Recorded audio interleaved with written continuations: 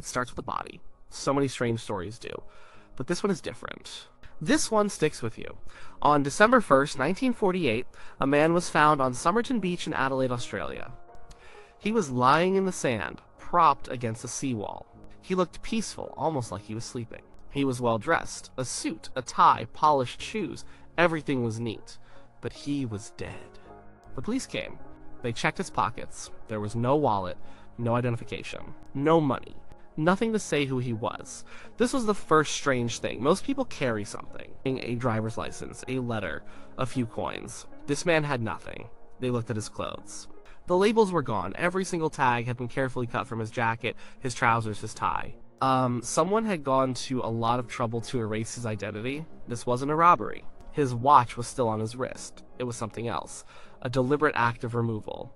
An effort to make him a ghost. This is where the spy theory begins, because that's what spies do. Or at least, that's what we think they do. They operate in the shadows, they live under false names, they make sure nothing can trace back to who they really are. Cutting the tags from your clothes is step one in a tradecraft manual. It's a classic move. It screams of a man trying to be invisible. The man's body was taken for an autopsy. The coroner found nothing obvious, no signs of a struggle, no wounds. He was in peak physical condition. His heart was healthy. The doctor's best guess was heart failure. But something was off. He noted a strange congestion in the man's stomach and other organs. He suspected poison. A poison that was fast-acting and hard to trace. Another checkmark in the spy column.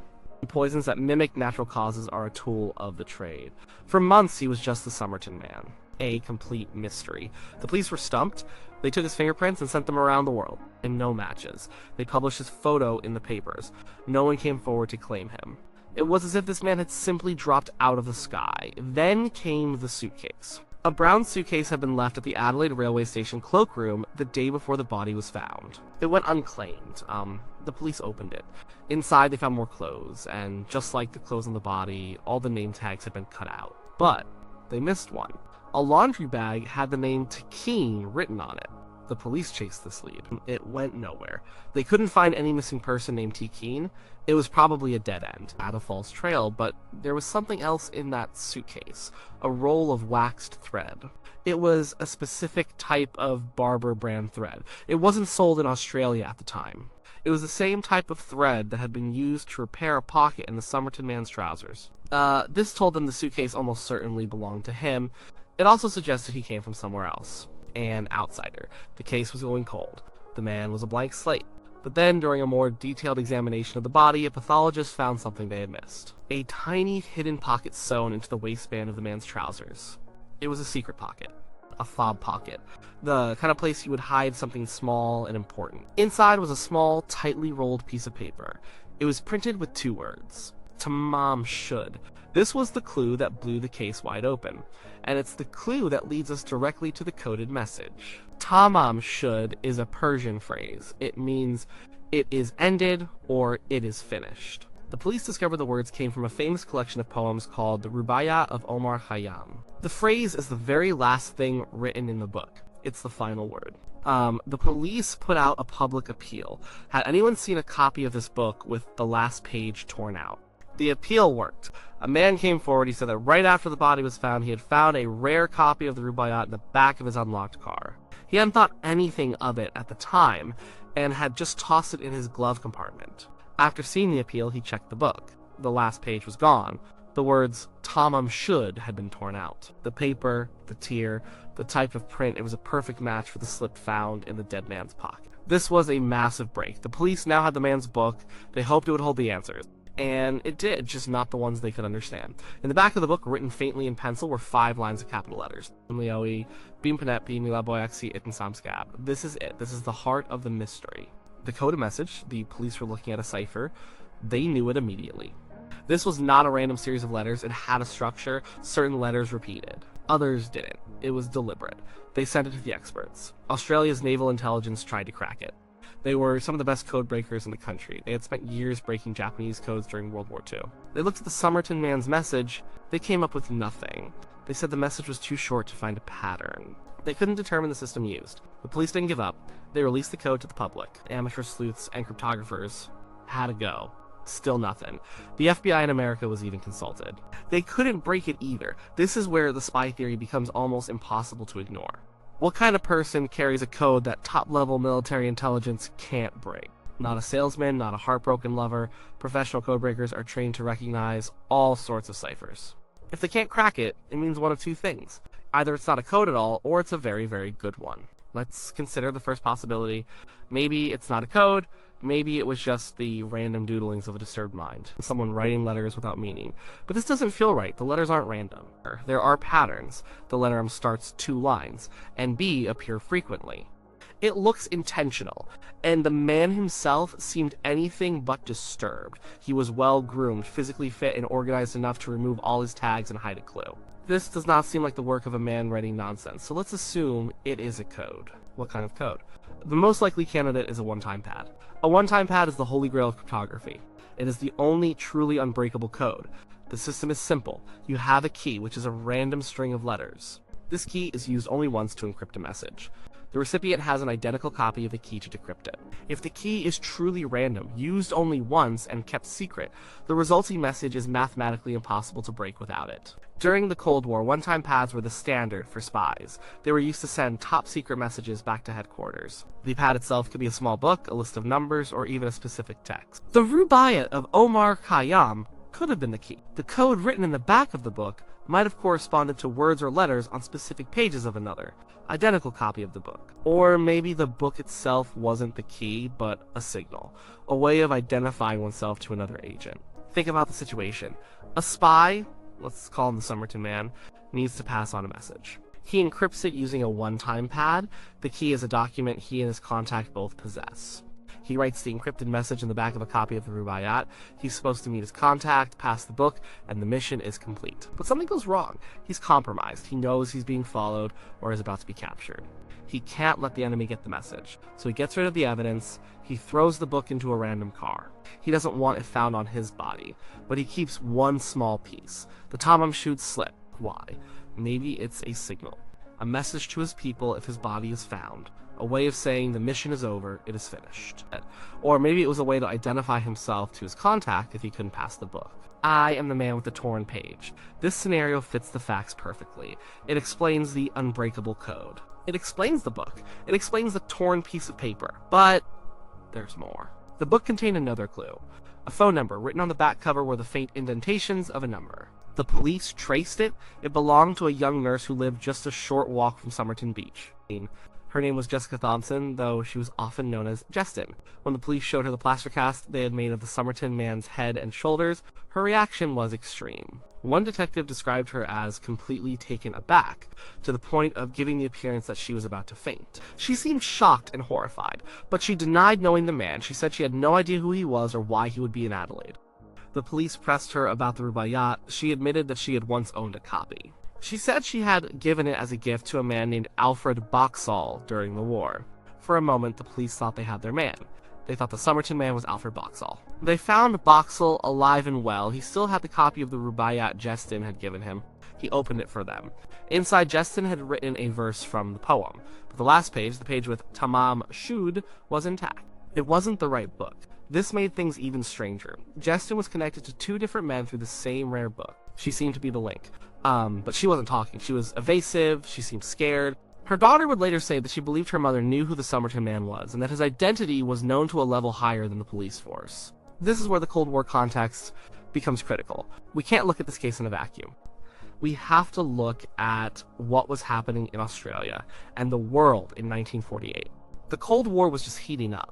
The world was dividing into 2 camps: the West, led by the United States, and the East, led by the Soviet Union. Espionage was rampant. Both sides were desperate to learn the other's secrets. This Australia was not some quiet corner of the world. It was a key partner for Britain and the United States. And it was home to something very important. The Woomera Prohibited Area. This was a top-secret rocket and weapons testing range, a joint project between the UK and Australia. They were developing guided missiles and testing atomic weapons there. It was one of the most sensitive military sites in the Western world, and it was located in South Australia, not far from Adelaide, where the Somerton Man was found. Woomera would have been a prime target for Soviet intelligence.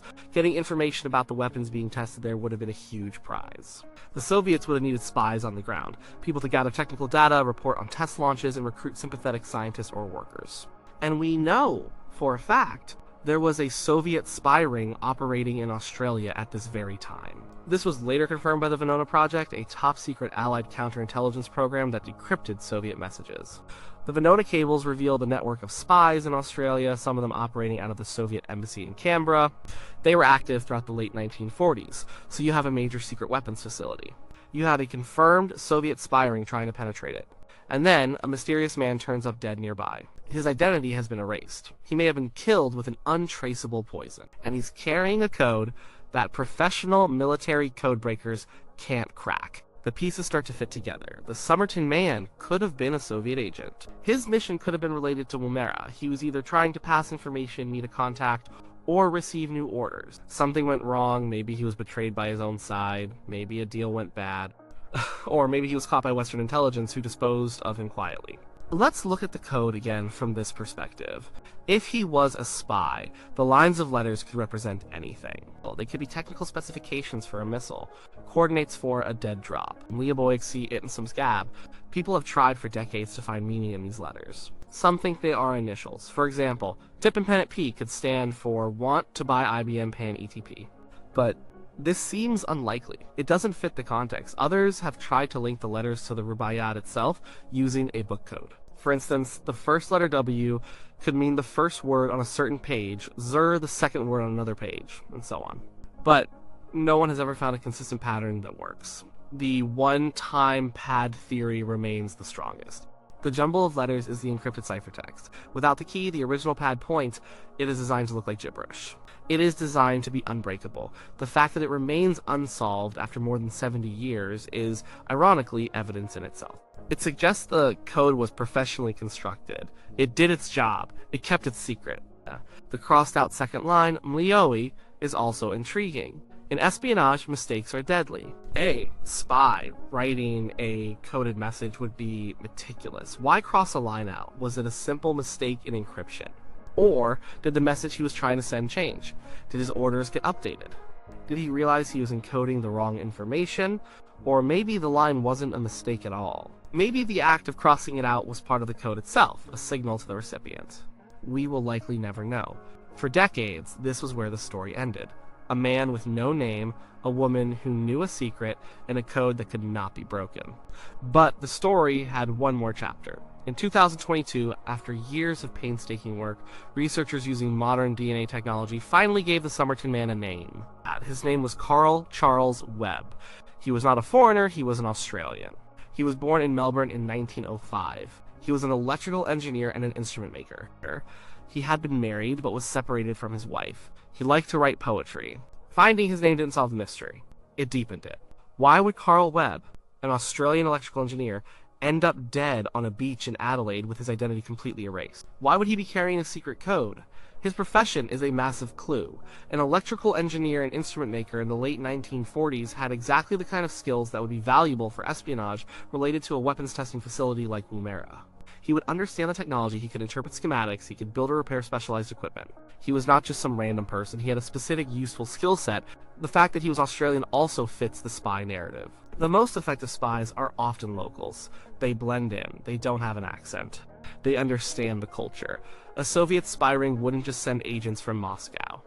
They would actively recruit Australians with access to sensitive information or with valuable technical knowledge. Carl Webb fits that profile perfectly. His personal life also raises questions. He was estranged from his wife. He seems to have dropped off the radar for a period before his death. This is consistent with someone living a double life, a life where he had to cut ties with his past to protect his secret work. So let's try to piece it all together with his new name. Carl Webb, a skilled instrument maker, is recruited by Soviet intelligence. His mission is to gather information on the Woomera project. He travels to Adelaide to meet a contact or deliver his findings. His contact may even have been Jestin, the nurse. She might have been a handler, a courier, or another agent in the network. Her shocked reaction when she saw the plaster cast makes perfect sense if she was looking at the face of her dead colleague. Her denial was an act of self-preservation, admitting she knew a dead spy would have destroyed her life, or worse. Webb prepares for his meeting. He encrypts his message using a one-time pad. He writes the ciphertext in the back of a copy of the Rubaiyat, the pre-arranged recognition signal between him and his contact. But something goes wrong. The operation is compromised. Maybe Allied intelligence is closing in. Maybe his own side decides he is a liability. He realizes he is in danger. He ditches the book in a parked car to get rid of the primary evidence. He is then either forced to take poison, or takes it himself to avoid capture and interrogation. The poison is designed to look like a natural death. He dies on the beach, a ghost. His mission is tamam shud. It is finished. The coded message he left behind is the last remnant of his secret life. It's the tangible proof that he was more than just an electrical engineer from Melbourne. It's a silent testament to a hidden war fought in the shadows. The letters, which have frustrated so many for so long, are likely a message that was never received. A secret that died with him on Somerton Beach. Of course, there are other theories. The whole thing could be a tragic love story. Carl Webb could have been in love with Justin. The code could be a private message between them, perhaps the first letters of lines from a poem he wrote for her. His death could have been a suicide, the result of a broken heart, but this theory doesn't hold up as well. It doesn't explain why he would erase his identity so thoroughly. Why cut the tags from all his clothes? Why use a secret pocket? Why would a heartbroken poet use a code so complex that military intelligence couldn't crack it? A love story doesn't require this level of tradecraft. A spy story does. Every strange detail of this case, the missing tags, the untraceable poison, the hidden pocket, the evasive witness, the location near a secret base, the timing during a known espionage operation, and above all, the unbreakable coded message points in one direction. It points to espionage. The Somerton Man, Carl Webb, was almost certainly a player in the great game of the Cold War. We don't know which side he was on, for sure. We don't know if he was a hero or a traitor. We don't know what secrets he was trying to pass. But the code he left behind tells us he was involved in something secret, something dangerous, and something important. The 5 lines of letters are the core of his story. They are what elevate this case from a simple unexplained death to a profound mystery. They are a puzzle that has endured for generations. They are the final silent word of the Somerton Man. And as long as they remain uncracked, his secret is safe. The message was never delivered. Tamam shud, it is ended.